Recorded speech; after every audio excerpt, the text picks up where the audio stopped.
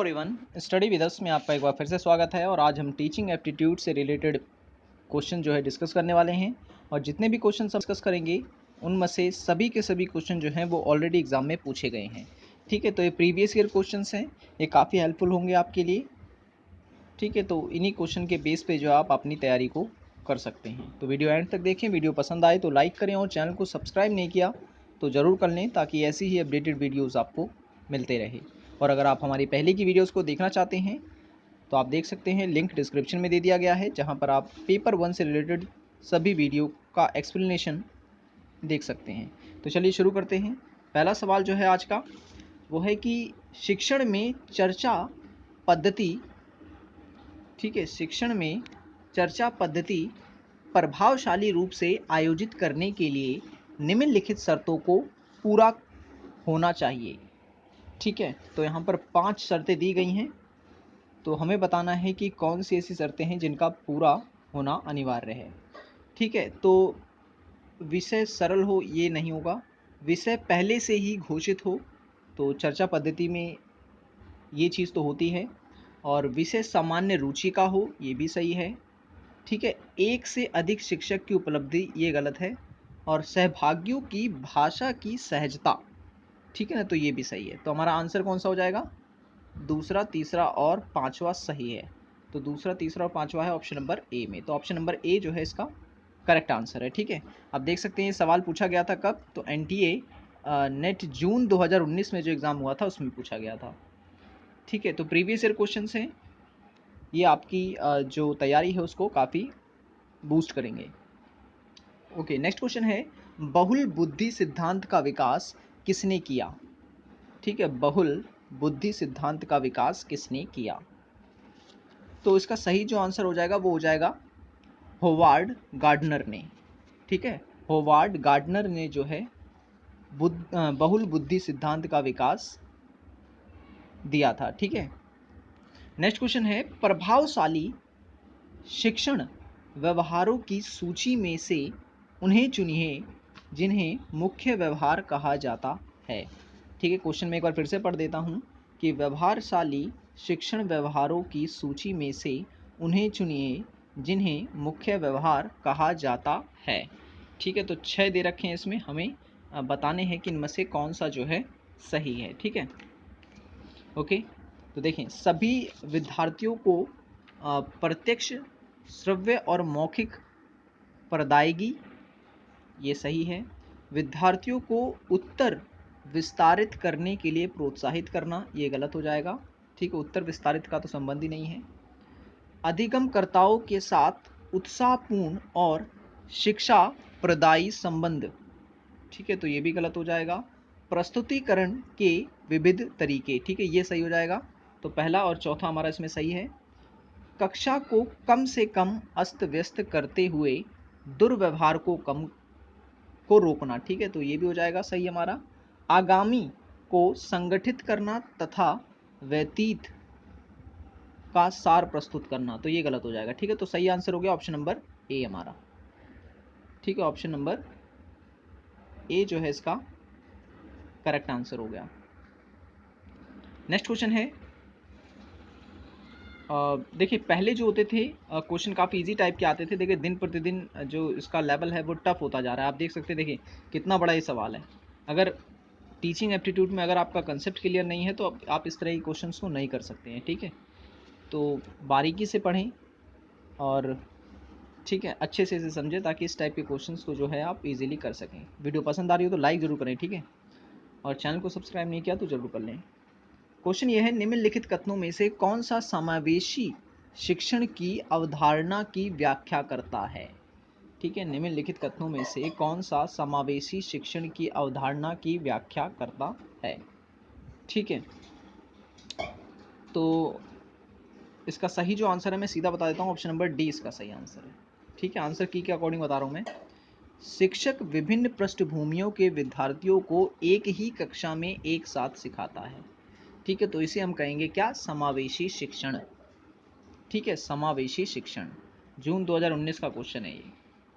Next question है, निम्नलिखित में से कौन सा अधिगमकर्ताओं को संवेगात्मक बुद्धि का सर्वोत्तम विवरण प्रस्तुत करता है। ठीक है, विवरण प्रस्तुत करता है। तो देखिए आंसर को गेस किया करें आप, क्या आंसर हो सकता है इसका। देखिए यहाँ पे दे रखे हैं, पहला कथन ये कह रहा है कि दूसरे लोगों और स्वयं अपने संवेग को समझना, ये सही है। स्वयं को बलपूर्वक अभिव्यक्त करना, ये गलत है। तीसरा है चिंतन में विवेकपूर्ण होना, ये भी गलत है। स्थिति के अनुरूप अपने संवेगों का समायोजन करना, ये सही हो जाएगा। ठीक है, नेक्स्ट है रचनात्मक और आलोचना के प्रति खुला होना, ये भी गलत है। अन्य लोगों को जैसे वे हैं वैसे ही स्वीकार करना, ये सही हो जाएगा। तो पहला, चौथा और छठा इसका सही है, ऑप्शन नंबर ए। ठीक है, ऑप्शन नंबर ए इसका करेक्ट आंसर है। नेक्स्ट है जिन प्याजे। देखिए जिन प्याजे पे कई बार क्वेश्चन पूछा गया है, तो इनके बारे में जो है आप अच्छे से पढ़ लें। जिन प्याजे के संज्ञानात्मक विकास सिद्धांत के अनुसार किशोर विद्यार्थी विकास के किस चरण में होते हैं? विकास के किस चरण में होते हैं? तो सही आंसर हो जाएगा इसका ऑप्शन नंबर डी। ठीक है, ऑप्शन नंबर डी, औपचारिक संक्रियात्मक चरण में। ठीक है, ऑप्शन नंबर डी जो है इसका सही आंसर है,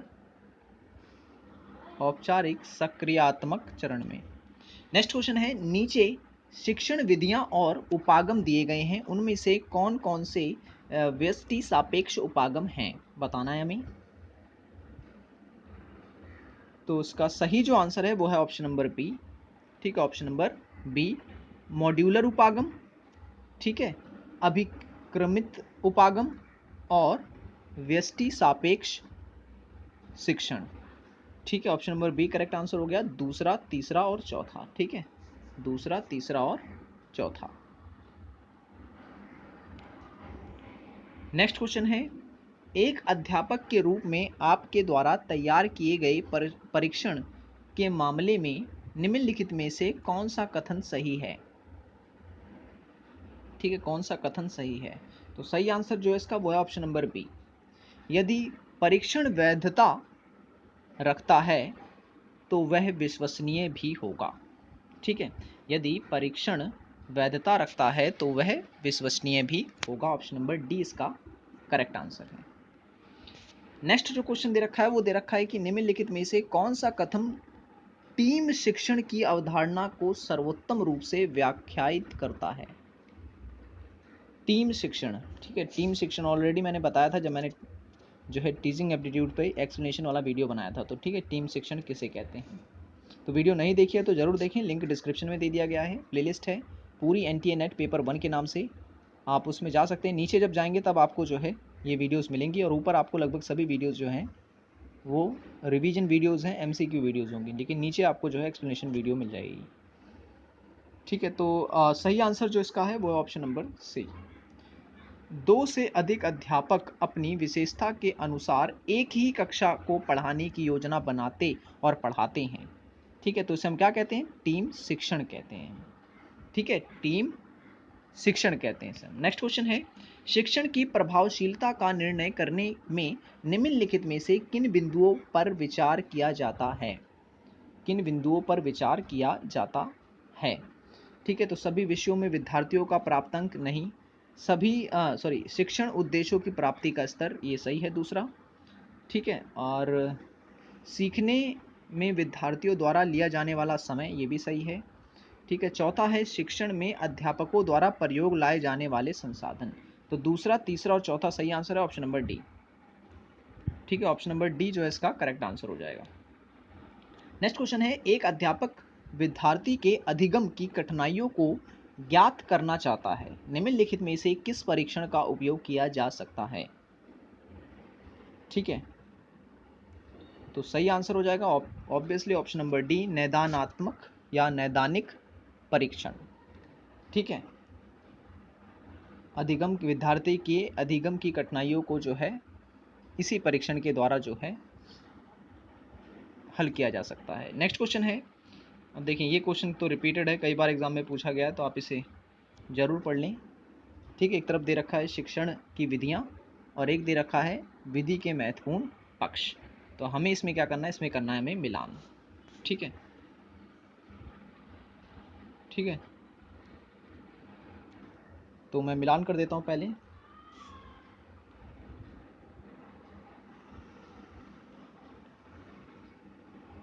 टीम शिक्षण, ठीक है, तो ये हो गया।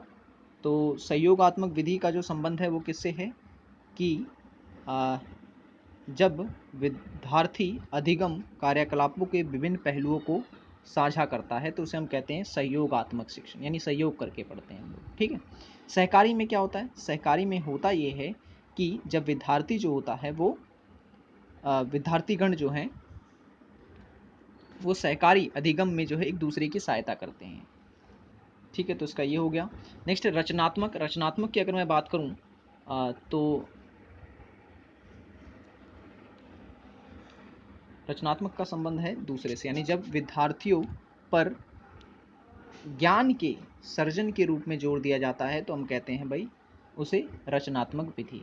टीम शिक्षण, अभी मैंने आपको बताया, शिक्षण में अध्यापकों की विशेषता का उपयोग किया जाता है। ठीक है, विशेषज्ञता का उपयोग किया जाता है, तो याद रखें ये आप, काफ़ी इंपॉर्टेंट है ये। तो सही आंसर ऑप्शन नंबर बी है इसका, तीसरा, चौथा, दूसरा, पहला।